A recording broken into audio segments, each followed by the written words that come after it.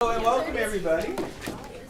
Thank you so much for coming on this amazing spring night. Sorry for the lack of chairs. We were anticipating, because we only have one drama class tonight performing, so we were anticipating maybe a bit of a smaller crowd, but that's okay. We're really happy that you're here.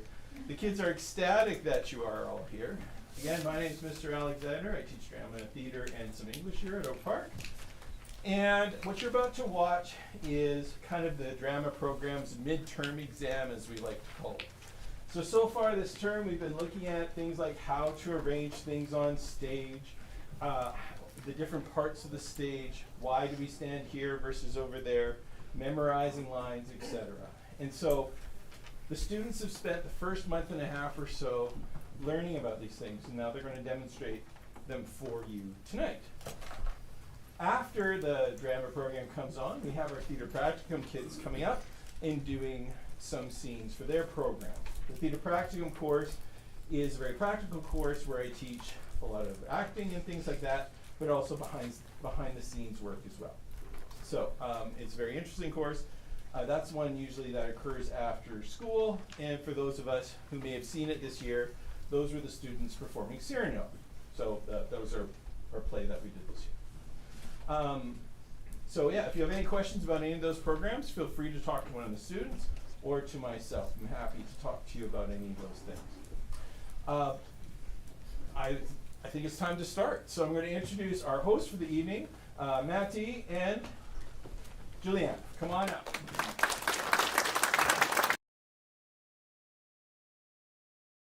As Ms. Ray just said, I'm Julie. And I'm Maddie. And we're going to be your hostesses with the mostesses this evening. Today, we will see our 9-10 drama classes, as well as theater practicum students perform some scenes and monologues.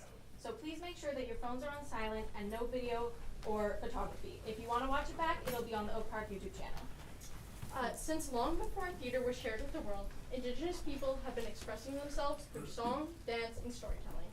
We acknowledge that we're on the lands of Turtle Island, where Indigenous peoples have lived since time began. Today, we are gathered on Treaty 1 territory. These are the ancestral and unceded lands of the Anishinaabe, Innu, and Dakota nations, the traditional trade and travel routes of the Anishinaabe, Dene, and Inuit people, and the homeland of the Red River Métis Nation. Oak Park acknowledges the harms committed against Indigenous peoples by the greater performing arts community, including underrepresentation, misrepresentation, and omission of Indigenous voices. We're striving to change this, and we thank you for joining us in this expression of respect and in the commitment to reconciliation with Indigenous peoples. Thank you, and I hope you all enjoy the wonderful scenes. We'll have up Max Weave and Tim Trevelov with Gideon's Kitchen. Next, we'll have Keaton Searcy, Max Walker, and Haley Newman performing Cyrano's balcony scene. Then we'll have Miguel Domingo and Pearson Leping with Georgie. Be careful, there's a loud noise in this scene. Thank you.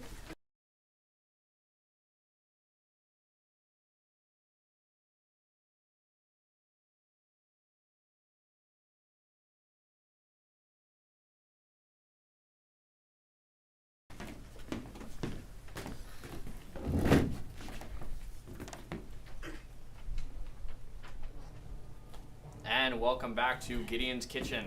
Our final contestant, Drew, here has one final dish to cook.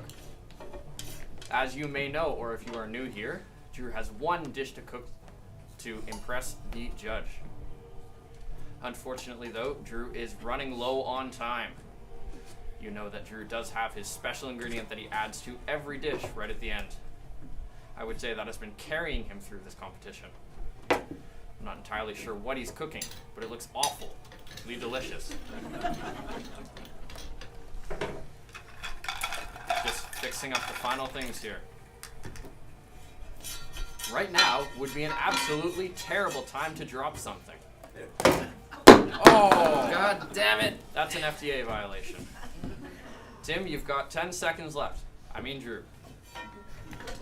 10, 9, 8, 7, 6, 5, 4, 3, 2, 1. Put your hands up, Drew.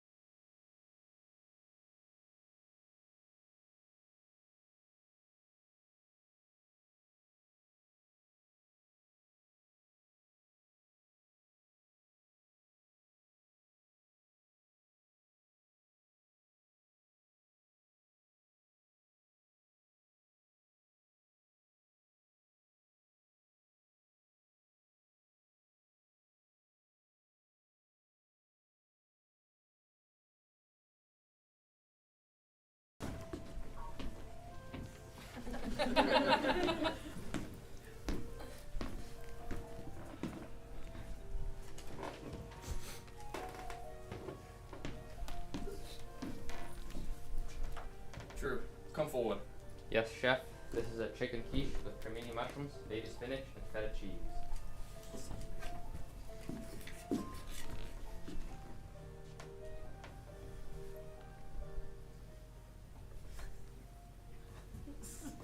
Well, Drew, I have a huge problem with this dish. And it's that you hadn't made it for me sooner. Thank you, chef. Because if you did, Drew, then I know how good you are at cooking food that's bad. Sorry, chef. And when I say bad, I mean Michael Jackson bad. Thank you, chef. You know how he looked really, really bad at the end of his life? Chef, I'm sorry. I don't know if you like the dish or not. Oh, you don't know if I like the dish or not. Well, put it this way. Pack your knives, get out, you're off the show. Sorry, chef. Because you should be working at the finest restaurant in the world. Thank you, chef. Just not any world that I live in. Sorry, chef. Because frankly, Drew, I'm jealous of you. Thank you, chef. And your ability to not give a damn about what you cook.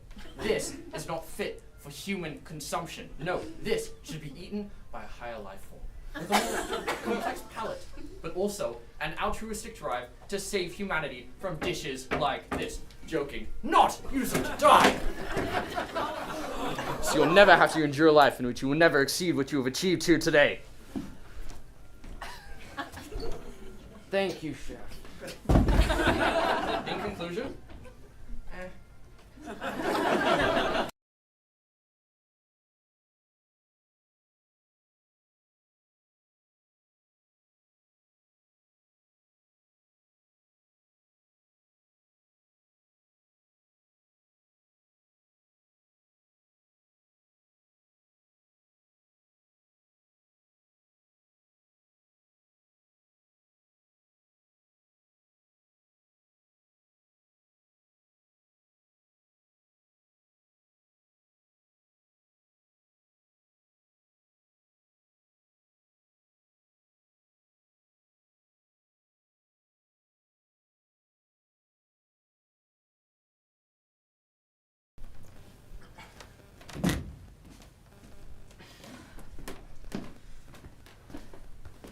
Why did you offer her gum? Look, I panicked, okay? Obviously you did. Look, if you want to say I told you so or whatever, could you save it for later? Let's just get over this, okay?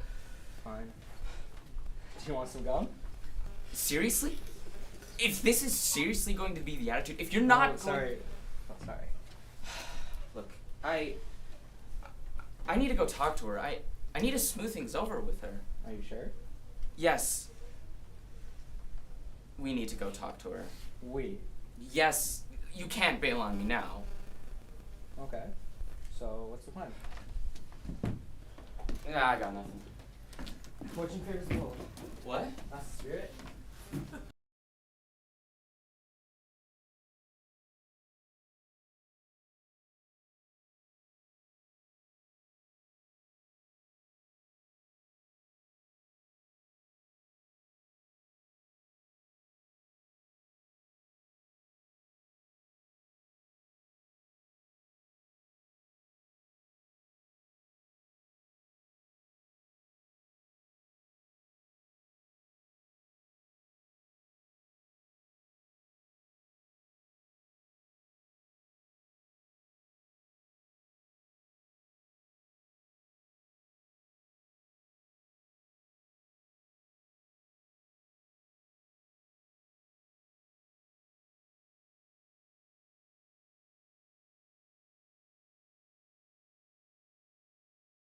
And the plan? Yeah, I got nothing. They're screwed. No, here. What are you doing? Taking action. And what will you do if she comes to the window? I'll talk to her. Look, I'm gonna be standing right here. It's too dark. She won't see you. I forgot my spotlight. Do you have yours? No? Then work with me here, man. Look, I'll talk to her from here, and you just hide behind that bush and whisper something to me if I get lost. If? not helping. Fine. Can you hear me okay? What? I said if this doesn't work, you can offer her more gum. I heard that. Not funny.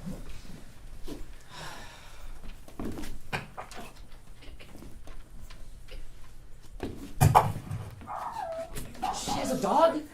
Scrappers is more angry possum than dog. He's not a fan of people in the yard. Why didn't you tell me something? I forgot, okay? How do you not know the girl you like so much has a dog? What's wrong, Scrappers? Just shut up. Hide. Is somebody out there? Right here, Roxanne. Kristen? Yes, it's me. I don't want to talk to you. But, Say you're sorry. I'm sorry. Very sorry. I'm very sorry. You were very, very sorry. Just do it. Look, Roxanne, I'm very, very sorry.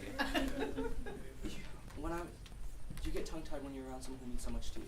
You get tongue-tied when you're around people. What do you mean I get tongue-tied? I. You're supposed to say I. I get tongue-tied around people I care about so much. I'm sorry that I'm so horrible. I was a fool tonight. I was a fool tonight. I was useless. I was juiceless. Useless! I was useless tonight. Actually, Kristen, you were just disappointing. How can someone use such heartfelt and poetic things over messages and then not be the same in person? Like I was saying before, I get nervous around people I care about. You make me nervous, Roxanne. Could you repeat that? I did not get all that. Say like I was saying. What was I saying? Kristen? Like I was saying before, I get nervous around people I care about. You make me nervous, Roxanne. I'm sorry that I don't... Not that at all. Good enough. When I'm with you, my words are not worthy enough to explain how I feel. I could sing and the melody would also fall short. I just hope that one day I can find these words. Until then, I ask for your patience while I fumble and fall. It's funny, you would think that I'd want to take back what's happened here tonight, but that's not true at all. You look so beautiful standing there in the moonlight. So moments pass as though they wish to stay, not long to love, a night, a day. You do remember the poem. Why didn't you use these words before? What can I say? I have no excuses. Earlier tonight, I wanted to say, I want to be near you, Roxanne. I crave to say, I feel the touch of your hand in mine. I could not find the words to say. Kiss me, Roxanne! What? Don't worry. I got this. Kiss me, Roxanne. I can't. My parents are downstairs. I'll come to you.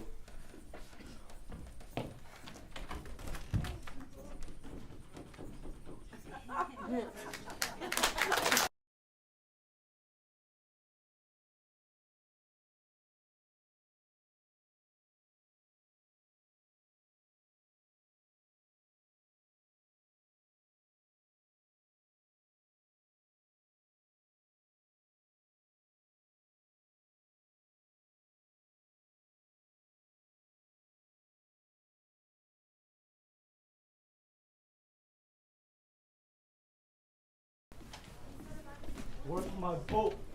Bill's gonna kill me. Hiya, Georgie. What a nice boat. Do you want it back? Yes, please. You look like a nice boy. I bet you have a lot of friends. Three of them, but my brother's my best. Oh, and where's he? And that sick. Oh, I bet I could cheer him up if I give him a balloon. Do you want a balloon too, Georgie? I wasn't supposed to take stuff from strangers, so Oh, well, I'm Pennywise the dancing clown. Pennywise, meet Georgie. Georgie, meet Pennywise.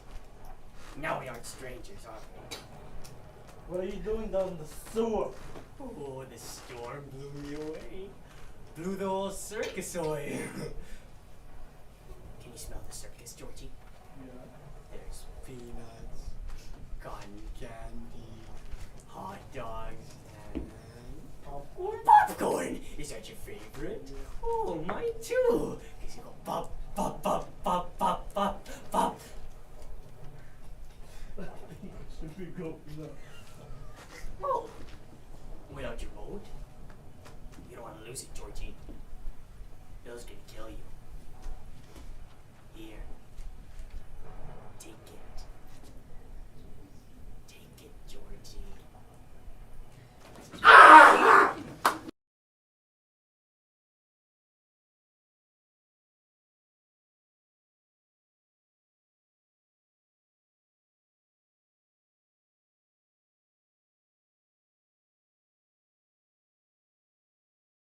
Boy, that sure was scary. But worry not. We'll have a break from all the bone-chilling frights with Little Women performed by Aaron Stovall and Lila Wall. Next, we'll have Roberto Sordo, Keaton Searcy, and Cameron Forrest performing Friends. Then Dane Carlin, Logan Schleiche, and Chase Smith performing Big Bang Theory.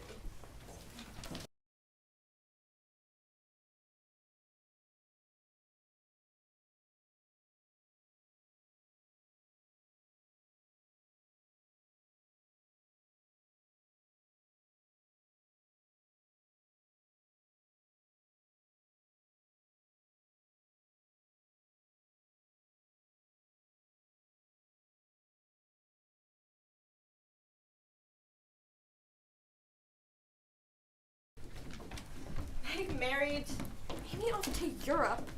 Now that you're a graduate, you'll be off on a long vacation.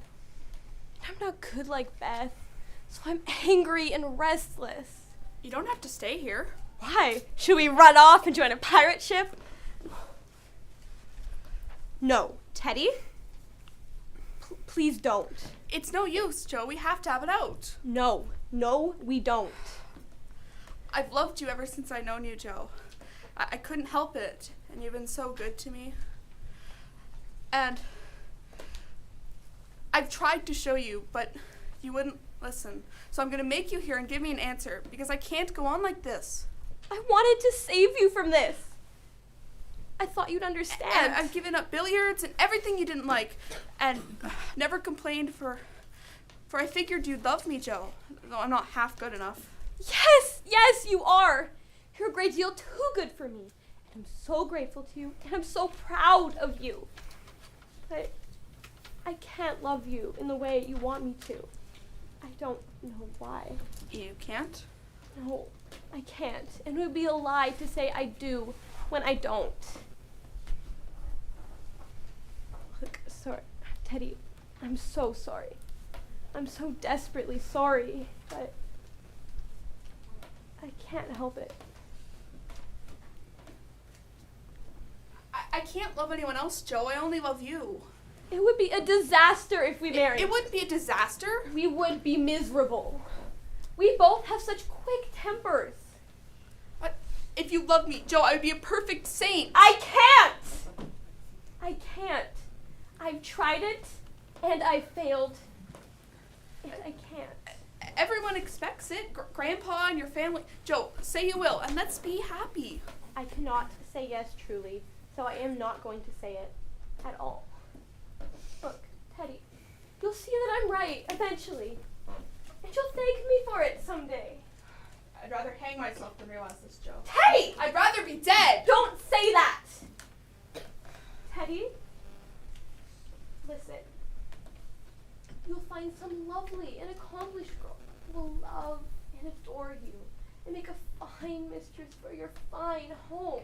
I love you, Joe. I wouldn't. I'm homely and I'm awkward and I'm odd. I still love you, Joe. And you'd be ashamed of me and we would quarrel. I love you, Joe. We can't help it. Even now. I would hate elegant society and you would hate my scribbling and we would be miserable together and wish we hadn't done it and everything would be horrid. Is there anything else? There is nothing else. All right. Except I honestly don't believe I will ever marry. I'm happy as I am, and I love my liberty to be in any hurry to give it up. I think you're wrong about that, Joe. You will love somebody, and you'll care for him tremendously. I know you will. It's your way. And you will, and I'll watch. Teddy!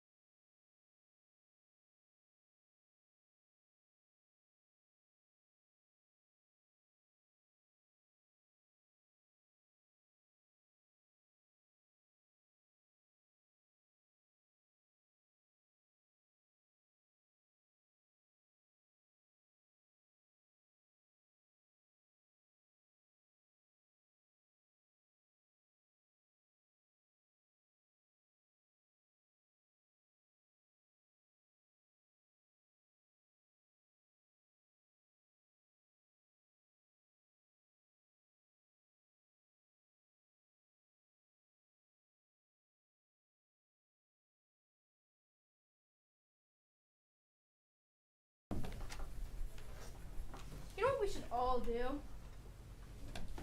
Go see a musical. Sure. And you know which one we should go see? The 1996 Tony Award winner. Do you happen to know which one that is? Oh no. Greeks? No. Rent? Yes, Brent! Alright, cool. When do you want to go see it? What?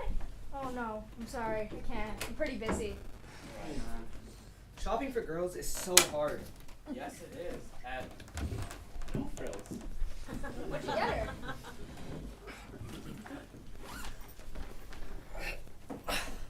A pen. It's 2 gifts in one.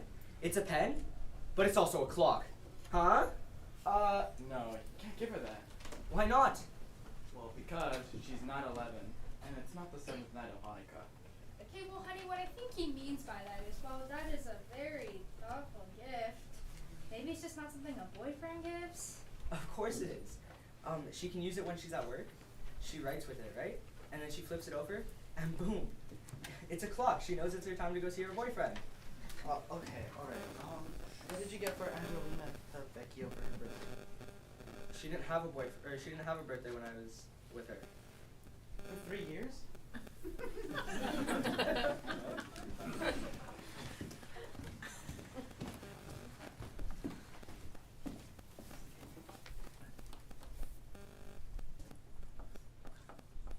Alright, look. I'll try getting you a gift for her. Thanks, man. I really didn't have time to shop because I have an audition to go to, but thanks. Oh, also while you're out, could you get her a card too? Would you like me to write a little poem in it? You could just get a card that has a poem in it already. See ya.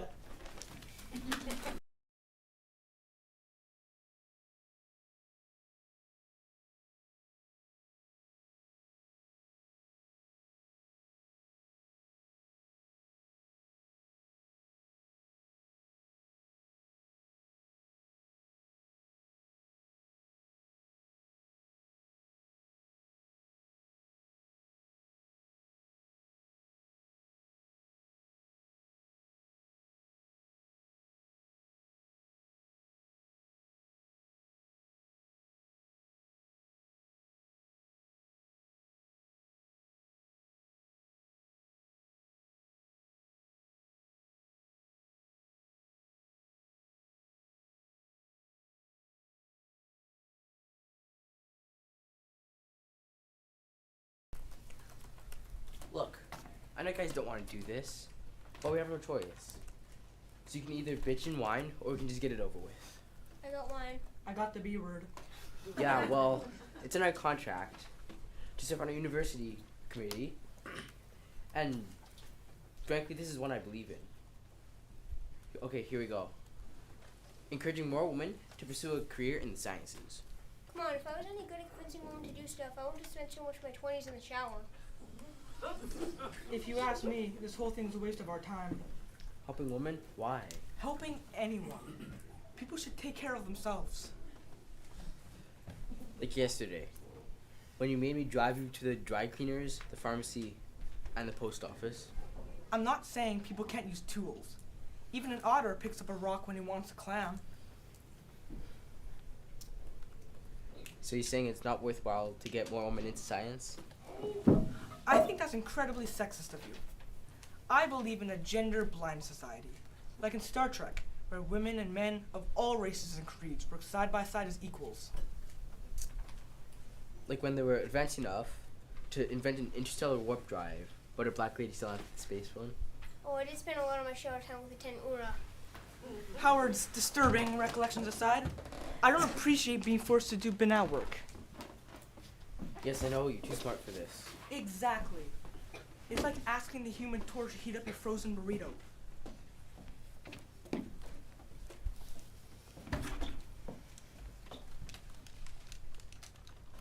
Guys, please don't make this a school project. I'm the smart kid doing all the work, and the slackers sit back and watch.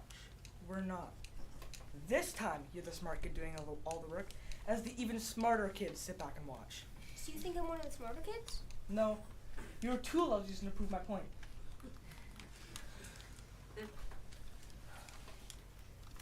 Guys, our topic is encouraging more women into science. Can you at least play a less sexist game?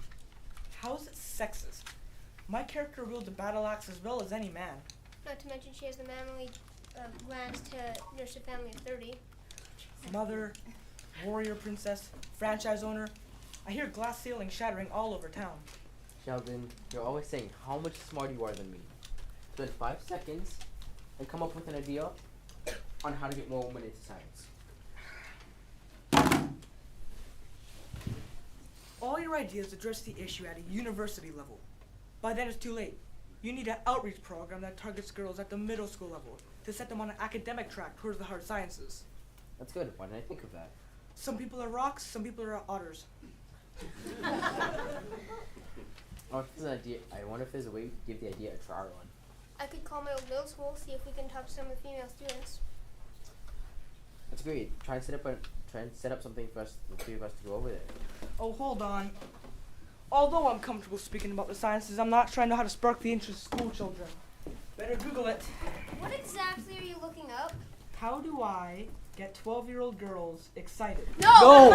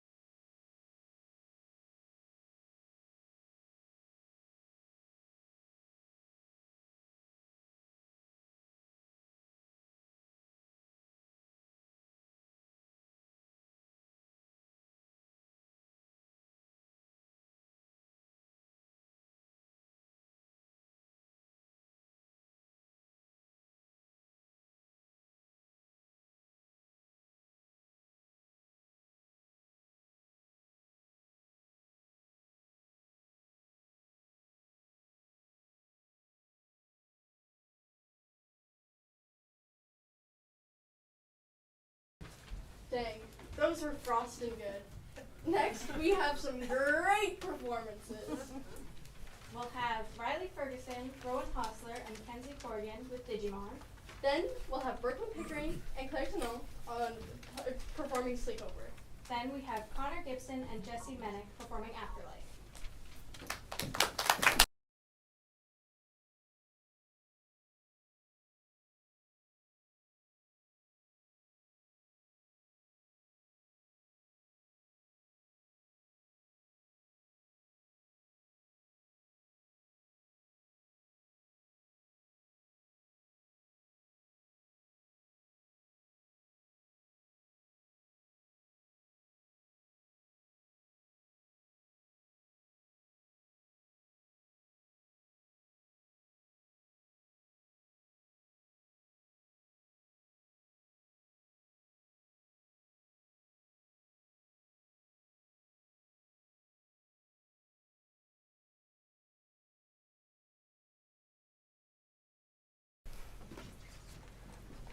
Do you ever feel like a fifth wheel, Gabumon? Because that's how I feel. All this time I thought I had a purpose to protect my little brother, but it's like he's growing up now and he doesn't need me anymore. In fact, all the others, they're changing, they're evolving, but I'm not. I'm still stuck in the same place I was. I haven't changed a bit. You may not see it, Matt, but you changed a lot. Oh, please, I'm still the same jerk I've always been. Hey, come on. If it's never going to happen, if I want to change, the others can't help me. I have to do it on my own. Well, look what we have here. Matt, look out. It's Tremon. He's the Lord of the Forest. Whoa, calm down. My fighting days are over. I only want to talk. No offense, but even if I wanted to talk, it wouldn't be to a treat. See you around. Wait, hasn't anybody told you to listen to your elders? I heard you're stuck in the same place. Still the same jerk you've always been. So you've been spying on us. I don't need to spy, kid. Nothing happens in this forest that I don't know of. Oh yeah? Well, if you're so smart, then what am I supposed to do about it, huh? Simple as that, huh? You want all of the answers delivered to you on a mahogany plate, but you don't know how to do the work of looking deep inside yourself, where everything truly lies. Don't listen to this talking, Firelord. That's it. Go on. But you'll never change. I want to change. Are you sure you're ready? Change isn't always a pleasant thing. I'm more than ready. Fine. Then look into the lake of truth and you will see the face of the one preventing you from becoming as powerful as you could be.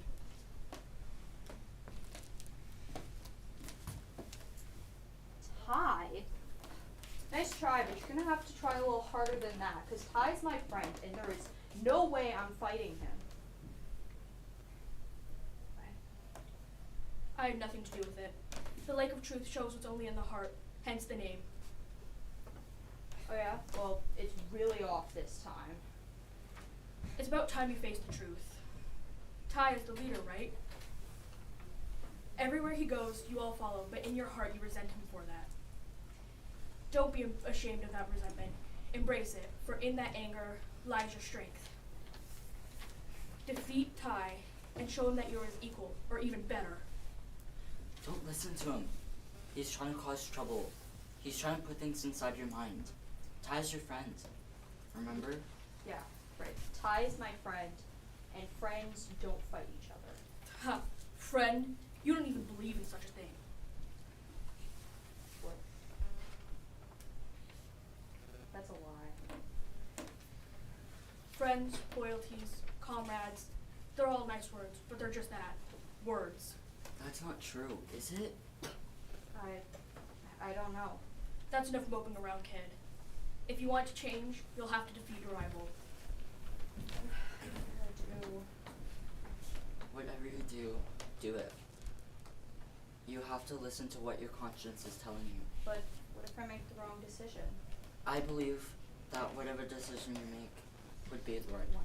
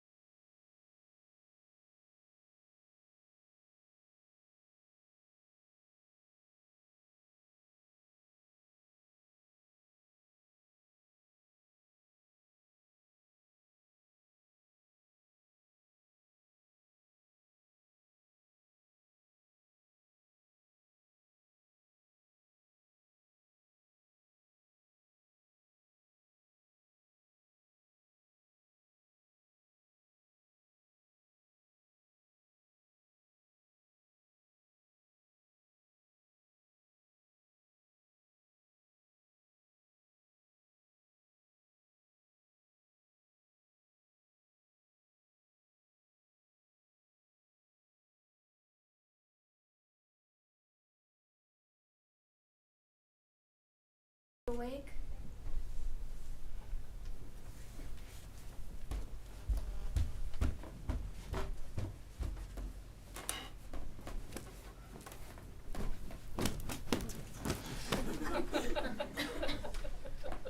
Monica! Monica! What? Are you awake? What are you doing? What are you doing? Sleeping? You can't. This isn't working for me. Turn off the lights. This is supposed to be a sleepover, but you're just sleeping.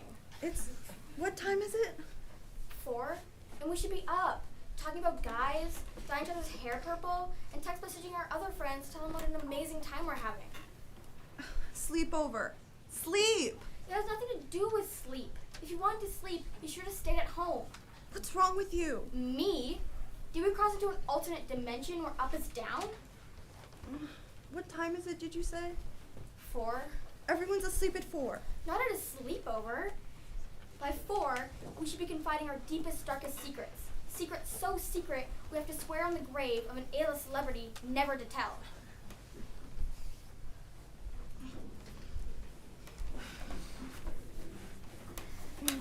Hey! What if people found out we slept? I won't tell anyone. Once you're on the list, do you know how hard it is to get off? I promise. It's like a big black lipstick stain of cane right on your forehead. No one's gotten off in the history of Oak Park. I promise I won't tell anyone. What if we got up extra early? It is extra early. I never would have invited you if I'd known you'd be like this. Wait, I want to swap secrets and talk about guys. Yeah, I'm listening. We could set a time, 8. No one's going to be up at 8 on a Saturday. We could do all that and no one would ever know. I know. What if it just slips out? I see how you look at Ryan. You get all whale-mouthy, like the whale from science class feeding on plankton. Your mouth opens. Something might slip out. 4 hours, that's all I ask. You ask too much. Maybe I could do it if I had some kind of proof you're not going to say anything. Proof? Yeah, like a hostage. If I had a hostage, I'd feel better. But I promised. Just because you're on honor roll doesn't mean you don't lie. I mean, it's not like I know you. We've been friends since kindergarten. I mean, I thought I did. But then this, it's like you're some stranger from off the street speaking Russian. Come on, we're green tea goddesses. Don't you remember the green tea goddess tea time tickle? Green tea goddess forever. It's the camp tea totem away. Your cat. What? If I'd Captain Snuffles as a hostage, I'd feel better. You want my cat? You can't take my cat. Not take, just for a little while. Until I'm sure. Of what? That these next 4 hours aren't going to blow up in my face. I'm not giving you Captain Snuffles. Then stay up. I can't, even if I wanted to. He's at my house. Actually... You psycho! You kidnapped... He chases after Eddie. Oh yeah, he chased your little brother for 2 miles all the way into a box in the middle of your bedroom. It helps when Eddie rubs tuna fish all over his body and stands outside your window. I'm coming, Captain Snuffles! Ugh! Get off of me! You don't look so tired now! Ugh. Give me my cat! Give me a secret first. You're not being a good goddess. Ugh. Fine. I'm not really in love with Ryan. I don't even like him that much. I like Jerome, and because they're always standing next to each other, it looks like I'm in love with Ryan. Now give me my... I still have nightmares about that clown. What? The clown. The one with the cotton candy? He won't stop chasing me. But that's... Stop laughing. I never would have told you. You know, Captain Snuffles was especially trained in clown fighting. Really? No. Oh, you're making fun of me. But I'm not so bad myself. Yeah? Yeah. My turn for another secret.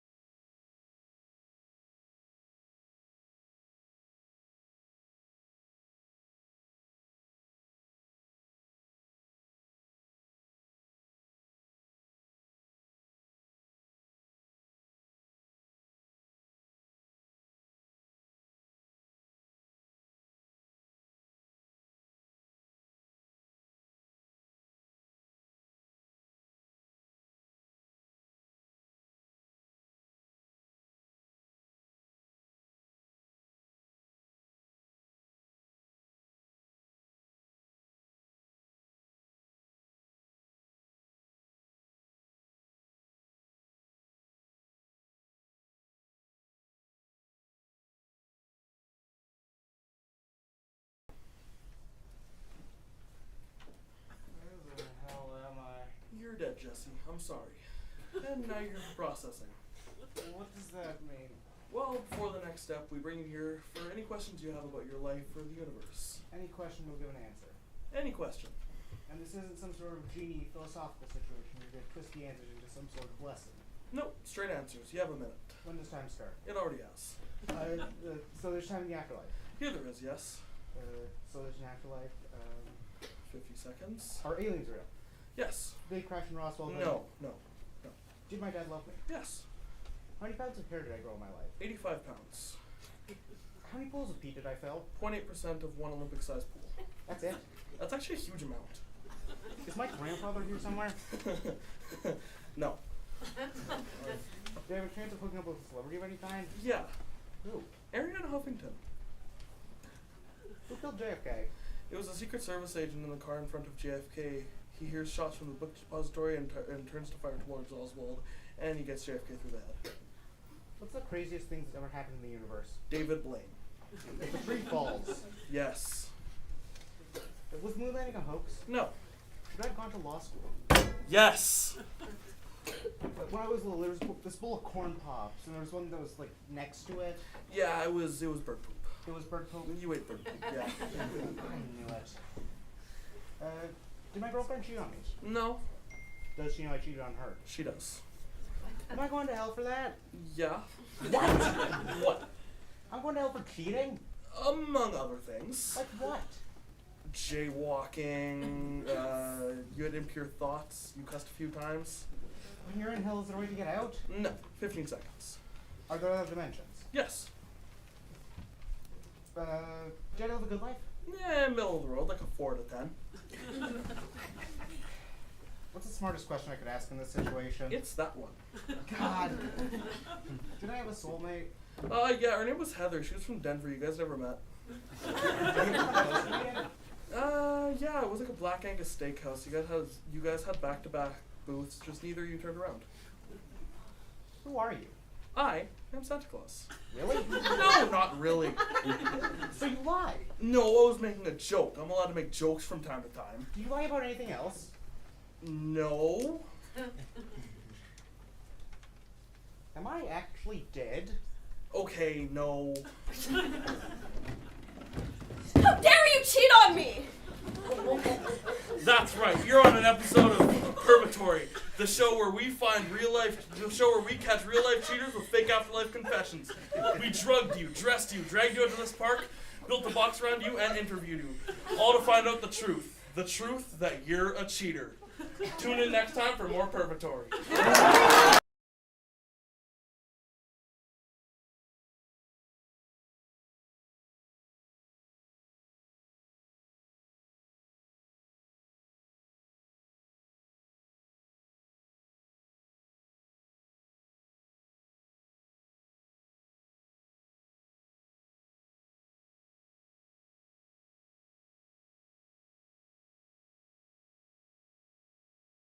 Next, we have Avery Martins, Rafa Morales, and Naomi Pimpin performing Stereo. Then we have Theo Garnett, Aaron Stovall, Justina Finch, and Rowan Hostler performing Empathy. Then we have Gabe Aiken, Paige Hardy, Jamie Neville, Adam Jarowski, and Chase Taves performing Corner Dance.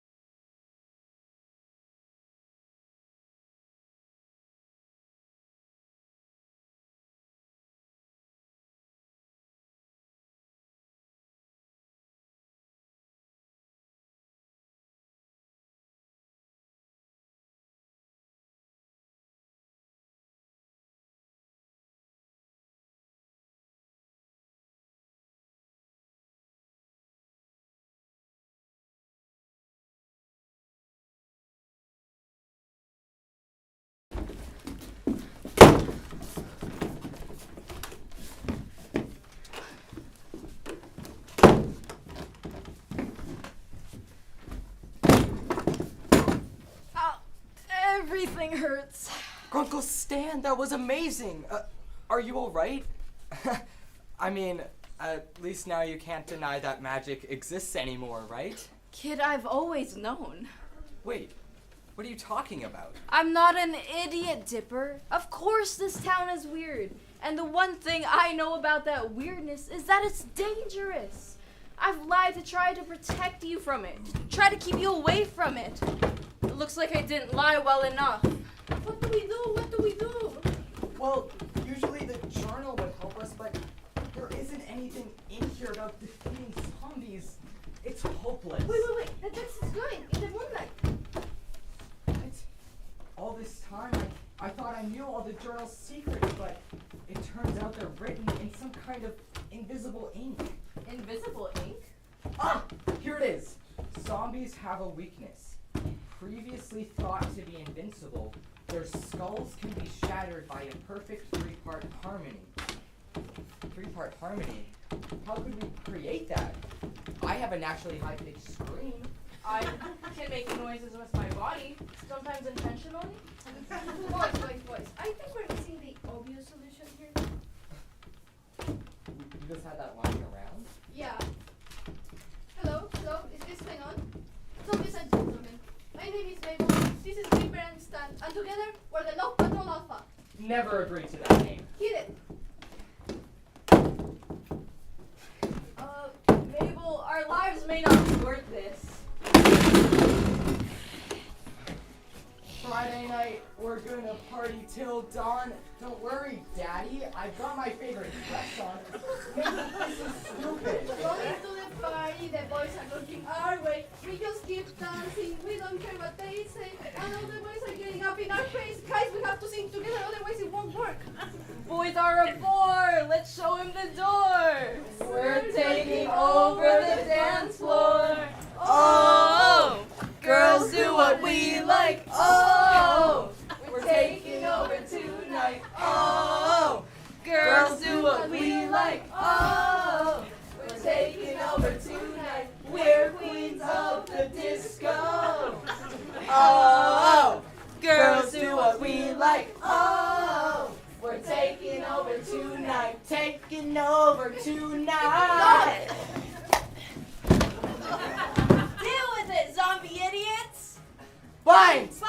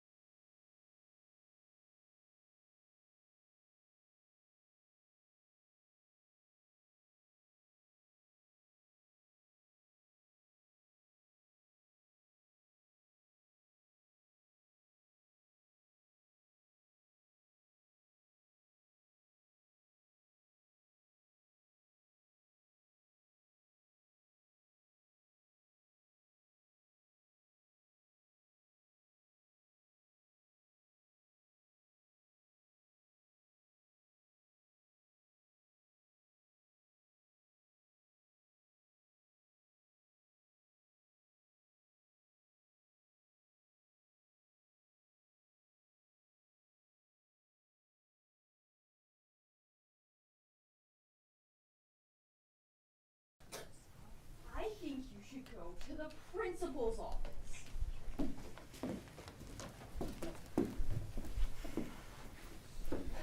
It's a shame we have to meet under these circumstances. Yeah, I guess. Why don't you tell me about your day? I remember it vaguely, but I can try. I remember it going something like this. Hey, you're the new kid. Your name is Billy, right? No. Do you not remember who I am? No. Remember how to get the park to play back in summer camp? Right. You got me tree number 3. Let's see who got me the part. Help. Right. Wait. You can't be Mr. Alexander. 'Cause Mr. Alexander got me the part. Well, we all know there can only be one Alexander, ever. It's 9:01. Class already started. Oh, we're gonna be late.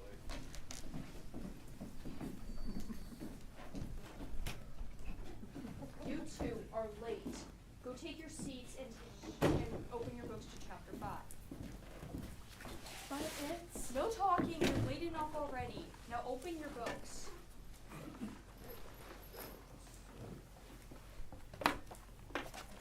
It's the first day. What did I just tell you?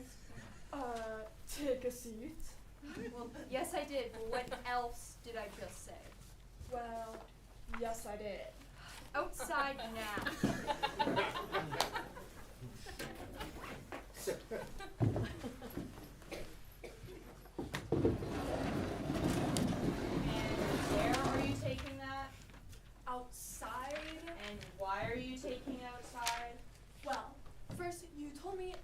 Take a seat, then open your books to chapter 5. I'm just following your instructions. Whatever. I think you're in trouble. Good luck. Thanks. It really seems like I'm gonna need it. No talking! Ow! My ear hurts. Take your seat back inside. You will be writing simple sentences on the whiteboard. But you told me to take the seat outside. Just go.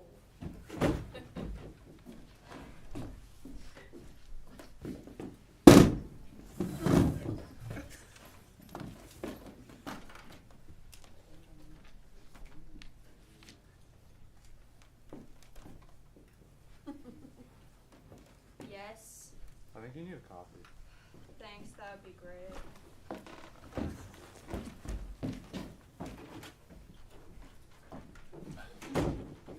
I think I've seen it.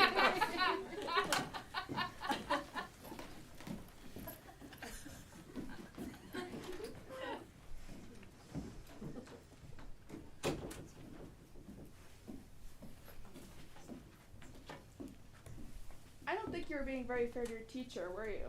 I guess I wasn't being too fair. Oh, I have you here. Is that kid still bullying you? Oh, Timmy? Yeah, Timmy. Oh, I totally forgot about Timmy. Was I treating my teacher how Timmy treated me? Yes, you were treating your teacher how Timmy treated you. Doesn't feel very good, does it? Not at all. I think we've all learned something today, but most importantly, I think you've learned empathy towards your teacher. I think you should go back to class and apologize. Will that make me feel better? Yeah, that'll make you feel better about what you did. Imagine how it would feel if Timmy apologized to you.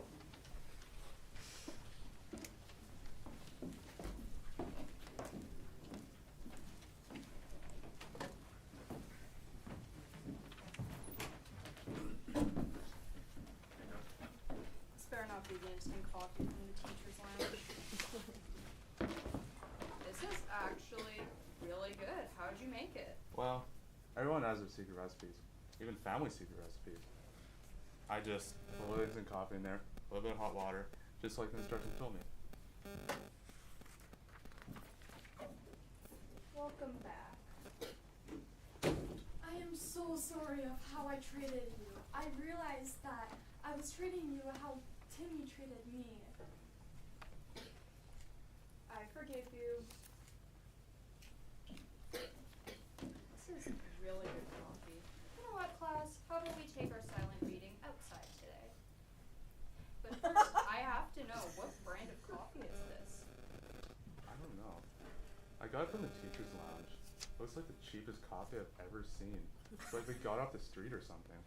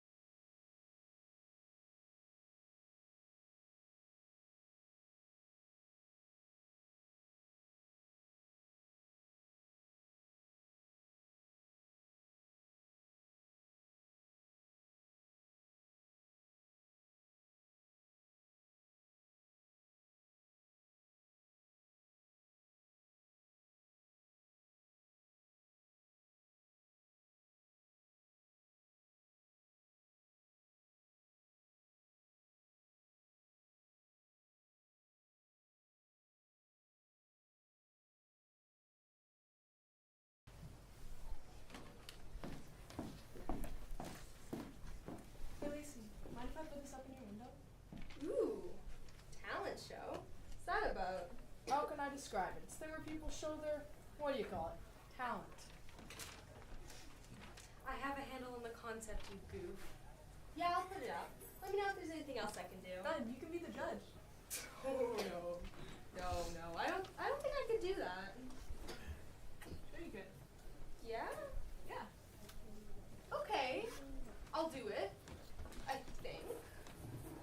Now I just need to finish the set design.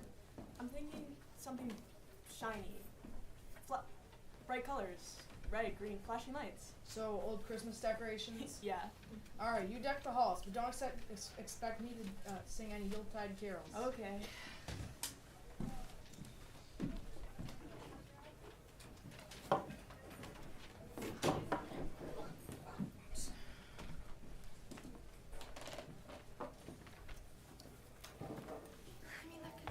Could I get the bill if you're not too mentally exhausted from wrestling with the TV Times crossword puzzle? I love this. It makes me feel brilliant.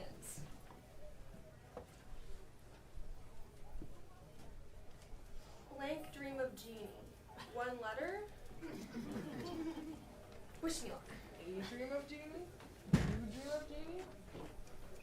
Hey, Dog River. I'm back. New guy. That's my cousin Carl. Anyway, I'm living in England now. You'll never guess who I met last week. King Arthur? Pitt the Elder? Sting! Sting! He was in the laundry room of the condo I live in. Huh, Sting. Does his own laundry. Carl gets to rub shoulders with the rich and famous, but we're the real lucky ones because we get to hear about it. I must have left my manners on British Airways. I'm Carl Vaughan. Lacey Burrows. So, what brings you back to Dog River? British Airways, apparently. Oh, my company opened a branch office in Vancouver, so I'm on a scouting mission. Good for them. It's not a big deal. Good they sent you away. Hey! Hey! Get over here, you daffy man. What is with all the insults? What do you mean? Every single time he opens his mouth, you shut him down. You put the jerk into the phrase being a jerk to Brent's cousin Carl. I don't know, he just pushes my buttons is all walking around in just that suit, like, who's that guy in the suit? James Bond? Sure, he grinds my gears is all. We'll try and be civil. I have not had a fist fight in here for 3 whole days. Watch me be nice. There you go. It's Carl. Hey Carl, you gonna stop by the talent show and watch my magic act? Yes, please stay, Carl, if you can't tear yourself away from Sting. Not that Sting's gonna be at the talent show. Yeah, I'll be there. Alright. Hey, look at this, pal. Ooh, snazzy watch. You want me to get that fixed for you or something? Nah, it's yours. Aw, thanks. A trinket. That's a really nice gift, isn't it, Brent? A quality trinket. I have gas stuff. Hey, look at this, pal. It tells the time anywhere in the world. England's 7 hours ahead, so... Look, it's 10 in England. Aw, sweet. Round of coffee's on me. I better get going. See ya.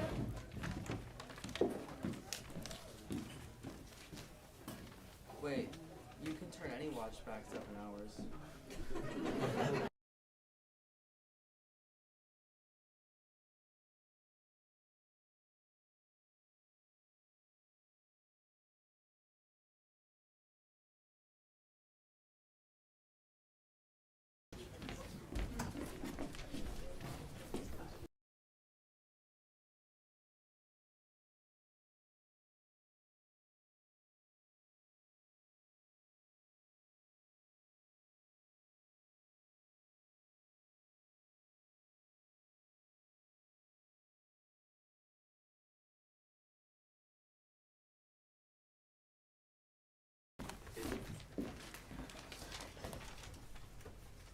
So the scene Empathy that we saw 2 ago was written by Theo Garnett, who was one of the actors. So a little shout out to him. And we have only 2 scenes left after this. So first we have Jasmine Germina with Free Churro. Then we have Avery Martins, Rafa Morales, Naomi Pimpin, Mason Ocean Williams Marcel, Juliana LaRue, Gingrich, and not listed in the program, forgotten me, unfortunately. That's my bad. Performing I Want It That Way.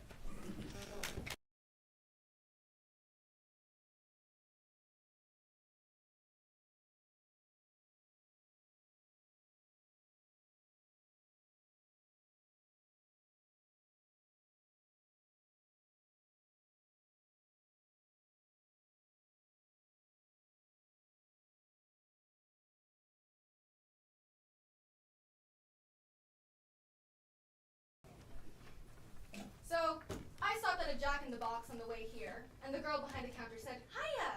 Are you having an awesome day?" Not, "How are you doing today?" No, "Are you having an awesome day?" Which is pretty shitty. Because then it leaves the onus on me to disagree with her. Like if I'm not having an awesome day, suddenly I'm the one being negative. Usually when people ask how I'm doing, the real answer is I'm doing shitty. But I can't say I'm doing shitty because I don't even have a good reason to be doing shitty. So if I say, I'm doing shitty, then they say, "Why? What's wrong?" I have to be like, "I don't know, all of it." So instead, I usually just go, "I am doing so great." But when this girl in the Jack-in-the-Box asked me if I was having an awesome day, I thought to myself, well, I'm actually allowed to feel shitty. I have a good reason. So I said to her, "Well, my mom died." And she immediately burst into tears. So now I have to comfort her, which is annoying. And meanwhile, there's a line of people forming behind me who are all giving me these real judgy looks because I made the Jack-in-the-Box girl cry. And she's sobbing and she's saying, "I'm sorry, I'm so sorry." And I'm like, "It's fine, it's fine." I mean, it's not really fine, but you know, it's fine. And I would like to order a double Jack meal. And I've kind of got somewhere to go, so maybe less crying and more frying, huh? And the girl apologizes and she offers me a free churro with my meal. And as I'm leaving, I think, I just got a free churro because my mom died. No one ever told me that when your mom dies, you get a free churro. Anyway, I'm sorry, that's not part of the... All right, let's do this. Here I am, BoJack Horseman, doing a eulogy. All right. Beatrice Horseman. Who is she? What's her deal? Well, she's a horse. She was born in 1938, died in 2018. She left no instructions for what she wanted me to say. All I know is that she wanted an open casket, and her idiot son couldn't even get that right. I was in the hospital with her during her final moments, and it was terrifying. It was filled with nonsensical screams and cries, but there was this one moment, this moment of strange calm, when she looked in my direction and said, "I see you." Those are the last words she ever said to me. I see you. Not said in a statement of rejection or disappointment, but of acceptance and of just recognition that there is a person in front of you. Like, hello there, there's a person right there, and I see you. Let me tell you, it's a weird thing to feel at 54 years old, that for the first time in your life, your mother sees you. It's an odd realization that that's the thing you've been missing. That's the thing you've been wanting your whole life, to be seen. And it doesn't feel like relief. It feels mean. Almost like, oh, you know what I want, but I'm not going to give it to you until before I die. I was prepared for cruelty. I was prepared for names, to be told how I let her down again, or how I'm fat, or too stupid, or how I'm an embarrassment, or a burden. I was ready for that. I was not ready for I see you. I'm not going to stand up here and pretend I ever understood how to please that woman. Even though so much of my life I tried making vain attempts to try and figure out how to do it. But I just keep going back to that moment in the ICU room. ICU room. I see you. Jesus Christ, we were in the intensive care unit. She was just reading a sign. My mom died, and all I got was this free churro. thing about all of this is that woman at the Jack in the Box, that small act of kindness when she gave me that free churro, that showed more compassion than my mother ever gave me in her entire goddamn life. Like, how hard is it to be nice to another person? This woman at the Jack in the Box didn't even know me. I'm your son. All I had was you.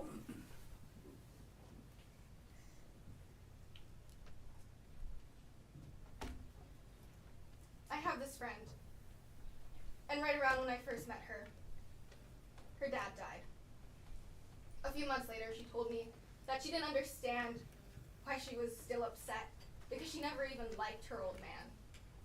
It made sense to me because I went through the same thing when my dad died, and I'm going through the same thing now. And you know what it's like? It's like that show Becker, you know, with Ted Danson. I watched the entire run of that show, hoping that it would get better. And it never did.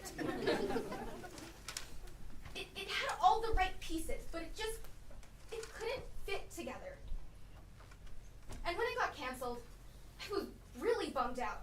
Not because I liked the show, but because I knew it could be so much better, and now it never would be. That's what losing a parent is like. It's like Becker. Suddenly, you realize you'll never have the good relationship you wanted, and even though you've never admitted, a small part of you, a stupid, goddamn part of you, was still holding on to that chance, and you never even realized it until that chance went away. My mother is dead now, and everything is worse, because now I know I will never have a mother who looks at me from across the room and says, "BoJack Horseman, I see you." But I guess it's good to know. It's good to know that there never was anyone looking out for me. There never was, and there never will be. No, it's good that I know that. And I know that now, so it's good. So it's good that I know that. So, it's good my mother is dead.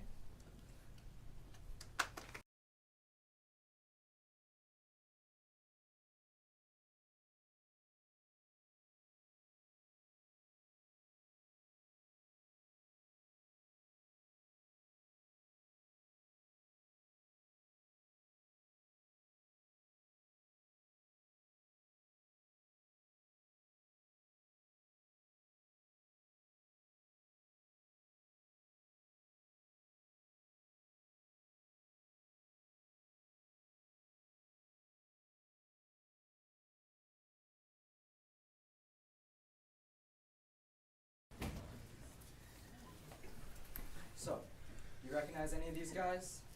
I didn't get a clear view of their face, but they were singing the intro to I Want It That Way. Backstreet Boys. I'm familiar. Number one, can you sing the opening to I Want It That Way? Really? Okay.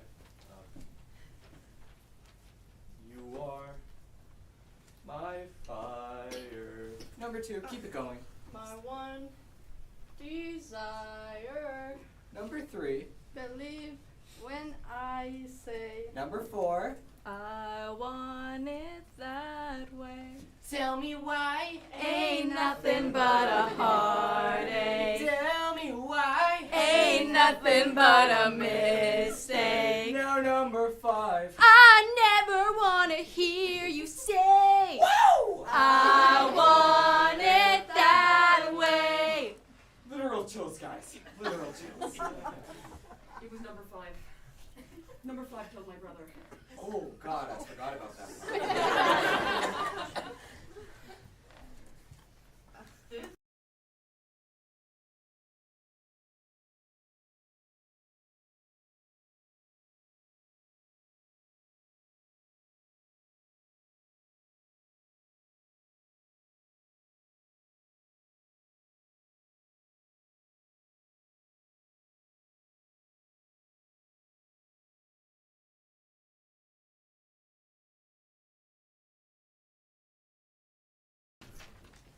Before we wrap up, we want to thank Tech and everyone who helped with recording tonight.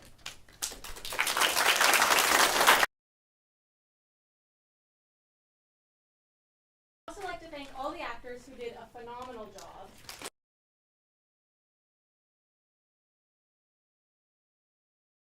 And we'd like to thank Mr. A for making it happen.